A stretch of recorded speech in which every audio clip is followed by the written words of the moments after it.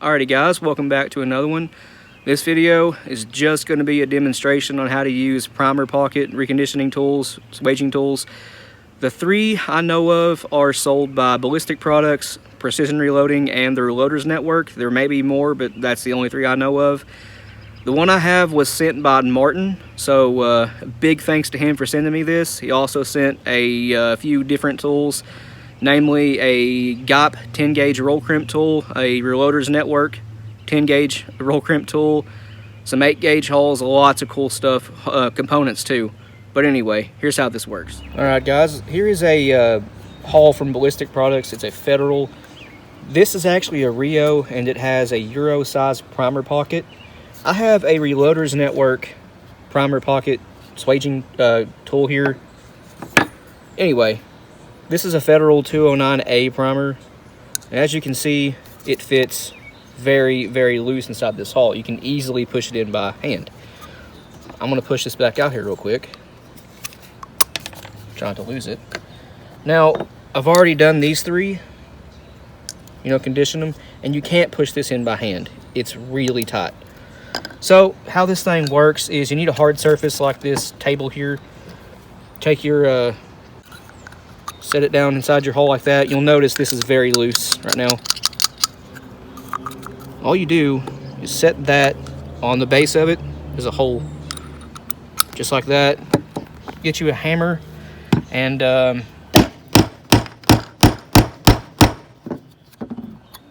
now you'll notice this is actually pretty tight in here. It won't go in. Neither will the primer. I'm not going to hit it with a hammer, but I will push on it. As you can see, that is not once again, but it's pretty tight. That's all there is to it. Fairly simple tool to use, and if you got hulls like Fiocchi, Rio, some Shadots, well, this is the tool you need to be able to resize it. Or you could use I'll get it for you, one second. Another thing you could do, here's a, unmodified hull. Primer, once again, goes in there real easy. Pull that back out. You could use the tabletop or this, doesn't really matter, but just grab that hull. This is a ratchet, for sockets. Set that over the metal base or the table, it doesn't matter, and hit that with a hammer. And that also works great. Not as good as the peener, but you can't push that in by thumb. Get that back out of there. And if you're using small bore shells like a 28, 32, something like that, you could use a socket extension and a 7/32 socket. Set that on there, and where's another hole? Right here. The socket actually goes over the hole on the inside. Give that a few whacks with the hammer. This works too.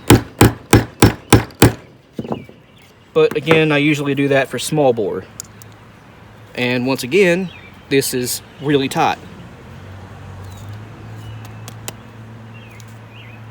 Just a few ways you can do it, but this tool right here, Ballistic Products and Precision Reloading sell a very similar tool. They're all pretty cheap. This works a lot better than either of these two methods do. So here's an example of a small bore. I'm going to use the kit to actually do this. This is a Fiocchi 24 gauge Federal 209A. It's the same primer I was using a second ago. This one is actually so loose that it just drops in. See that? Well, with this little tool right here, get that down in there, you can easily fix this.